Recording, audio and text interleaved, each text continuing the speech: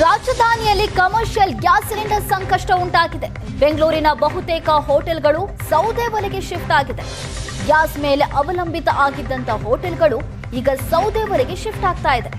ಪ್ರತಿ ಕೆಜಿಗೆ 22 ರೂಪಾಯಿ ನೀಡಿ ಸೌದೆಯನ್ನ ಖರೀದಿ ಮಾಡ್ತಾ ಇದೆ ಹೋಟೆಲ್ಗಳು.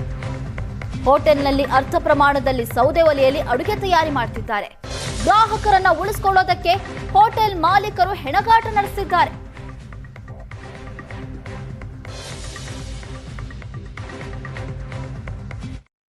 ನೀವು ಮೊದಲು ಸೌದೆಯನ್ನು ಯೂಸ್ ಮಾಡ್ತಾ ಇದ್ರಾ ಅಥವಾ ಈಗ ಗ್ಯಾಸ್ ಸಮಸ್ಯೆ ಮಾಡ್ತಾ ಇರಲಿಲ್ಲ? ಗ್ಯಾಸ್ ಸಮಸ್ಯೆ ಆದಮೇಲೆ ಈಗ ಒಂದು 5-6 ದಿವಸದಿಂದ ಶುರು ಮಾಡಿರೋದು. ಇವಾಗ ಗ್ಯಾಸ್ ಸಿಗ್ತಾ ಇಲ್ಲ, ದಿವಸಕ್ಕೆ ಒಂದೊಂದು ಸಿಗ್ತಾ ಇರೋದು ಕಷ್ಟ. ಇವಾಗ ಅದಕ್ಕೋಸ್ಕರ ಈ ಸೌದೆ ಉಪಯೋಗಿಸ್ತಾ ಇದ್ವಿ. ಸೌದೆ ಒಲೆ ತಗೊಬಂದ್ಬಿಟ್ಟು ಉಪಯೋಗಿಸ್ತಾ ಇದ್ವಿ. ಇವಾಗ ಮೊದಲು ದಿನಕ್ಕೆ ಎಷ್ಟು ಸಿಲಿಂಡರ್ಗಳನ್ನ ಬಳಸ್ತಾ ಇದ್ರಿ, ಈಗ ಎಷ್ಟು ಕಡಿಮೆ ಆಗಿದೆ, ಸಿಗ್ತಾನೆ ಇಲ್ವಾ? ಗ್ಯಾಸ್ ಏಜೆನ್ಸಿಗಳು ಏನು ಹೇಳ್ತಾ ಸರ್, ಮುಂಚೆ 3, 4, 5 ಗ್ಯಾಸ್ ಬೇಕಾಗಿತ್ತು ನಮಗೆ. 3 ಗ್ಯಾಸ್ 4 ಗ್ಯಾಸು.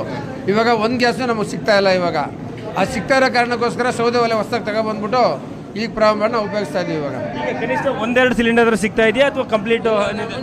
ಮುಂಚೆ 5-6 ಸಿಲಿಂಡರ್ ಇತ್ತಾವ. ಫಸ್ಟ್ 4 ಸಿಲಿಂಡ್ರು ಇದನ್ನು ಸ್ಟಾಪ್ ಮಾಡಿಬಿಟ್ರೆ ಯಾವ್ದು ಗ್ಯಾಸ್ ಸ್ಟಾಪ್ ಮಾಡಿ ಸೌದೆ ಉಪಯೋಗಿಸ್ತಾ ಇದ್ದೀವಿ. ಈಗ 1-2 ಸಿಲಿಂಡರ್ ಉಳಿಸ್ಕೊಂಡಿದ್ದೀವಿ ಅಷ್ಟೇ. ಈಗ ಮುಂದುವರೆದ್ರೆ ಸಂಪೂರ್ಣವಾಗಿ ಎಲ್ಲ ಒಲೆಗಳನ್ನು ಸೌದೆ ಶಿಫ್ಟ್ ಮಾಡೋಕೆ ಪರಿಸ್ಥಿತಿ ಬರ್ತದೆ. ನೋಡಿ ಟ್ರೈ ಮಾಡಬೇಕು ಏನಾಗುತ್ತೆ ಅಂತ. ಇನ್ನು 3-4 ವರ್ಷ ಕಾದು ನೋಡ್ಬೇಕು. ಸೌದೆ ಒಲೆ ಶಿಫ್ಟ್ ಆಗ್ತಿರೋದ್ರಿಂದ ಸೌದೆ ಸಿಗೋದು ಎಷ್ಟು ಕಷ್ಟ ಆಗ್ತಿದೆ. ಸೌದೆ ಸಿಗ್ತಾ ಇಲ್ಲ. ನಿನ್ನೆ ನಮ್ಮ ಹುಡುಗ ಮಧ್ಯಾಹ್ನ ಬೆಳಿಗ್ಗೆ 9 ಗಂಟೆ ಕ್ಯೂ ನಿಂತಿರೋನು 1:15ಗೆ ಸೌದೆ ಕೊಟ್ಟಿದ್ದಾರೆ. ನಿನ್ನೆ ಮುದ್ದನಪಳ್ಳಿಯಲ್ಲಿ. ಇವತ್ತು ಬೆಳಿಗ್ಗೆ ಹೋಗಿ ಸೌದೆ 1 kg ಸೌದೆಗೆ 22 ರೂಪಾಯಿ ಬೀಳ್ತಾಯಿದೆ. ಇವಾಗ ಮೊದಲು ನಮಗೆ ಗೊತ್ತಿರಲಿಲ್ಲ. ನಮ್ಮ ರೇಟ್ ಮುಂಚೆ 4-5 ರೂಪಾಯಿ ಇತ್ತು ಅಂತ ಅನ್ಕೋತೀವಿ. ಎಷ್ಟಿತ್ತು ಅಂತ ನಮಗೆ ಗೊತ್ತಿರಲಿಲ್ಲ.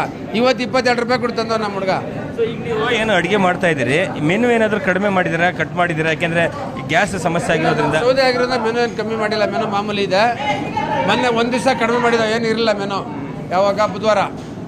ಇವಾಗ ಪರವಾಗಿಲ್ಲ, ಮಾಮೂಲಿ ಸೌದೆ ಒಲೆ ಪ್ರಾರಂಭ ಮಾಡಿದ್ಮೇಲೆ ಕೊಡ್ತಾ ಇದ್ದೀವಿ. ಮಾಡೋಕ್ಕೆ ಆಗಲ್ಲ, ಹುಡುಗರುಗಳು ಕೆಲಸ ಮಾಡೋಕ್ಕಾಗಲ್ಲ. ಸೌದೆ ಒಲೆ ಜಾಗ ಫ್ರೀ ಇಲ್ಲ, ಬಿಸಿ ಜಾಸ್ತಿ. ಈಗ ವಿಧಿ ಇಲ್ದೇ ಬಾಗಿಲು ಹಾಕ್ಬೇಕಾಗುತ್ತಲ್ಲ. ಬಾಗಿಲು ಹಾಕಿರೋ ಕಸ್ಟಮರ್ ಸಂಪಾದನೆ ಮಾಡೋದು ಕಷ್ಟ. ಈ ಕಸ್ಟಮರ್ ಇವಾಗ ಕಳ್ಕೊಂಡ್ರೆ ನಾಳೆ ಸಂಪಾದನೆ ಮಾಡೋಕ್ಕಾಗಲ್ಲ. ಆ ಉದ್ದೇಶಕ್ಕೆ ಎಲ್ಲರೂ ಸೇರಿ, ಹುಡುಗರೆಲ್ಲ ಸೇರಿ ಕಷ್ಟ ಬೀಳ್ತಾ ಇರೋದು. ಒಂದು ಕಡೆ ನಿಮ್ಮ ಸಿಬ್ಬಂದಿ ಕೂಡ ಉಳಿಸ್ಕೊಳ್ಳೋದು ಕಷ್ಟ. ಸಿಬ್ಬಂದಿಗೂ ಕಷ್ಟ ಆಗುತ್ತೆ. ಇವಾಗ ಸಿಬ್ಬಂದಿಗೆ ಇದ್ರಲ್ಲಿ ಕೆಲಸ ಮಾಡೋಕ್ಕೂ ಕಷ್ಟನೇ.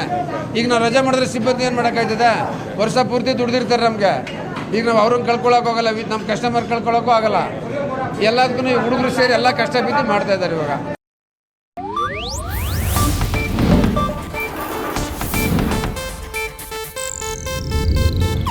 ಇದು ಏಷ್ಯಾನೆಟ್ ನ್ಯೂಸ್ ನೆಟ್ವರ್ಕ್ ಪ್ರಸ್ತುತಿ.